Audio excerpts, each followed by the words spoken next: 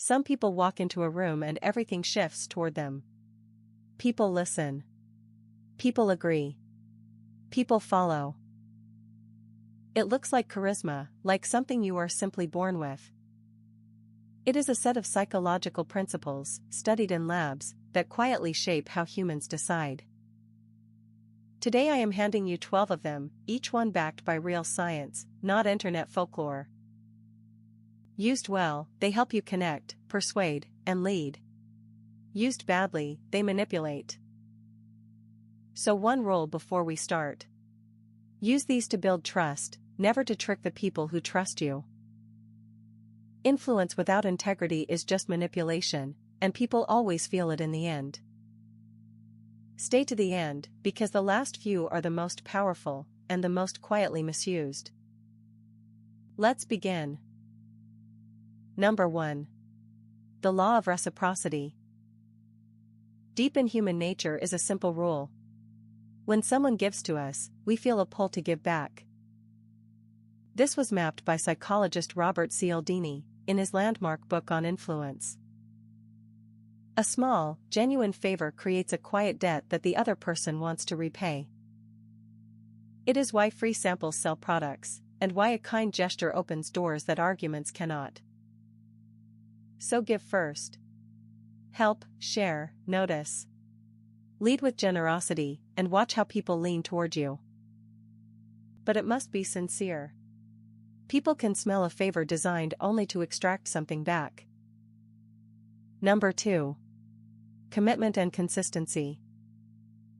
Humans have a deep need to act in line with what they have already said and done. Once we commit to something, especially out loud, we feel pressure to stay consistent with it. This is why getting a small yes makes a bigger yes far more likely later on. Get someone to agree with a tiny first step, and they begin to see themselves as on board. So invite small commitments, and let people talk themselves toward the bigger decision. Number 3. Social proof. When we are unsure what to do, we look at what everyone around us is doing, and we copy it. It is why a busy restaurant pulls a bigger crowd, and an empty one stays empty all night. Cialdini showed how powerfully we are steered by the simple behavior of other people. Reviews, testimonials, and the words others did this all quietly lower our resistance. So when you want to persuade, show that others, especially similar others, already chose this.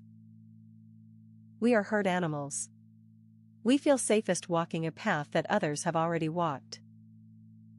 Number 4. Authority. We are wired to defer to experts, to uniforms, to titles, and to competent, credible voices. In famous experiments, people followed instructions simply because a figure looked like an authority. You do not need to fake this.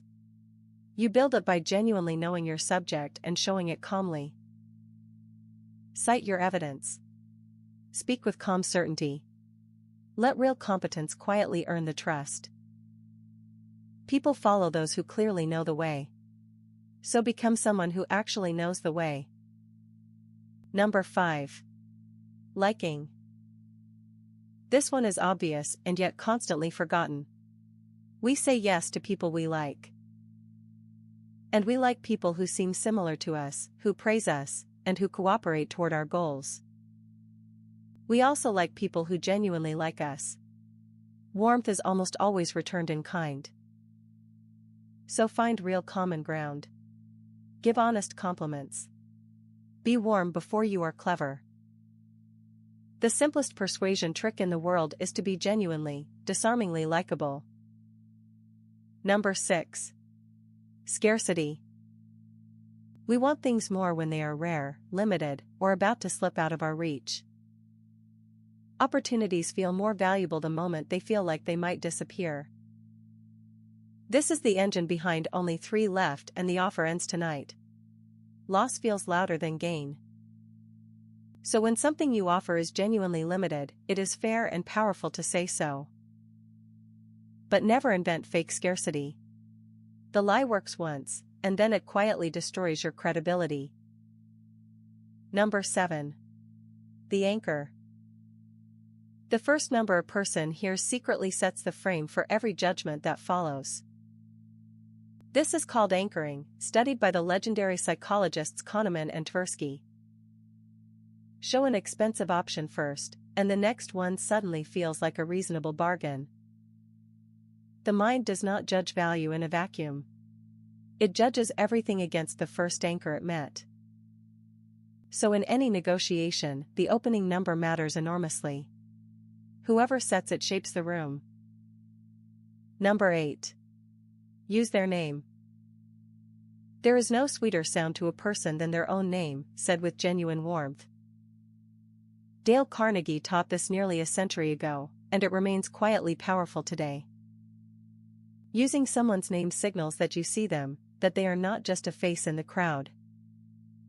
It pulls their attention, builds connection, and makes your words land more personally. So learn names. Use them. It is small, almost free, and surprisingly disarming. Number 9.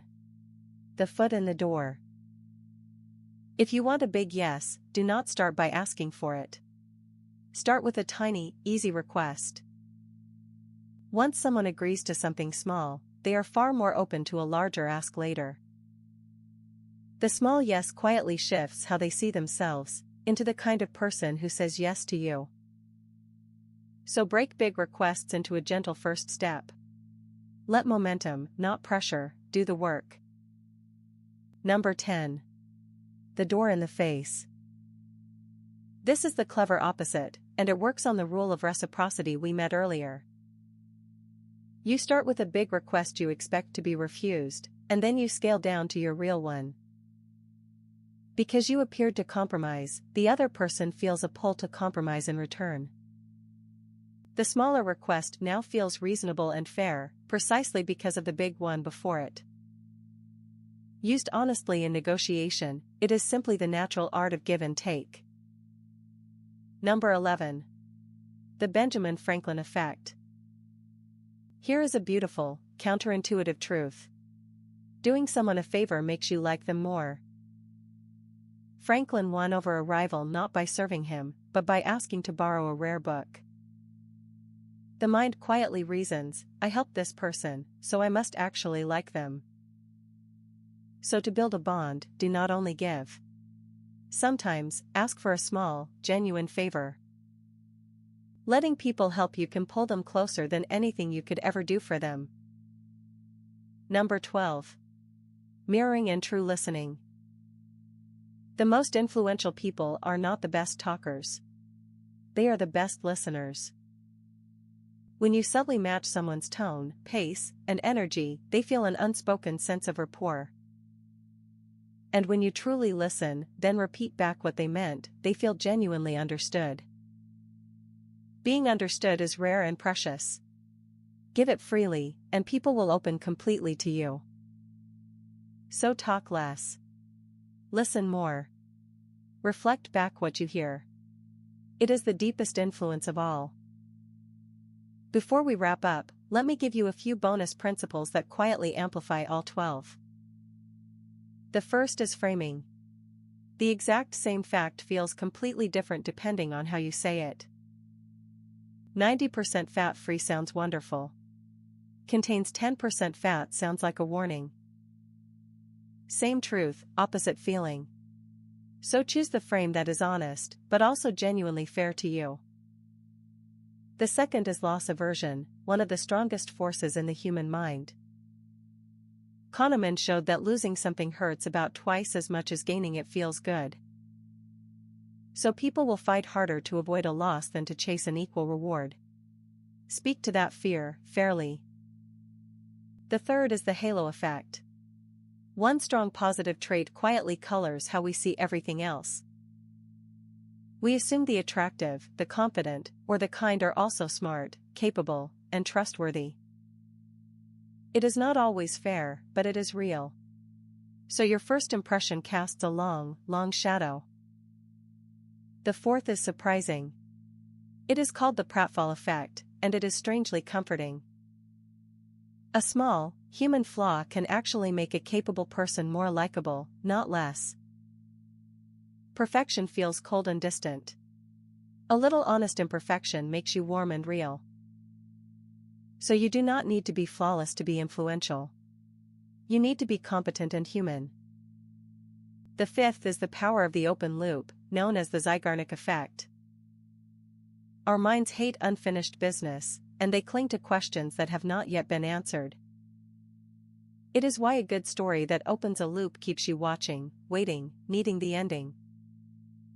So when you want attention, open a loop. Pose the question before you give the answer.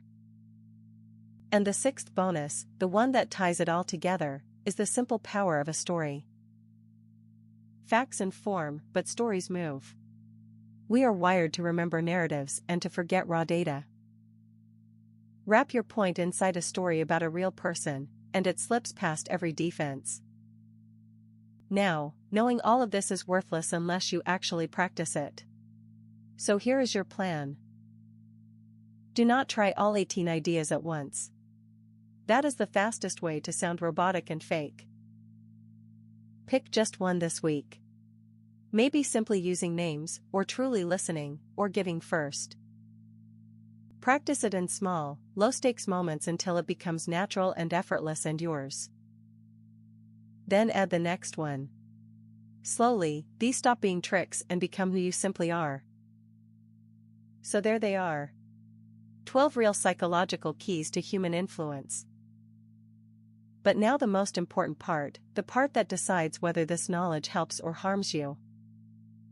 These principles are tools, and a tool is neither good nor evil. The hand that holds it decides. Use them to manipulate, and you may win once, but you will quietly poison every relationship. People eventually sense when they are being played, and the trust never fully returns. But use them to connect, to lead, and to serve, and they become genuine social superpowers. The most powerful version of influence is simple. Truly care about people, and let it show. All 12 of these are just structured ways of paying real attention to other human beings. So go practice one this week. Just one. Pick the trick that surprised you the most. And tell me in the comments which number you are starting with. 1 through 12. Subscribe, because next we go deeper into reading people through their body language.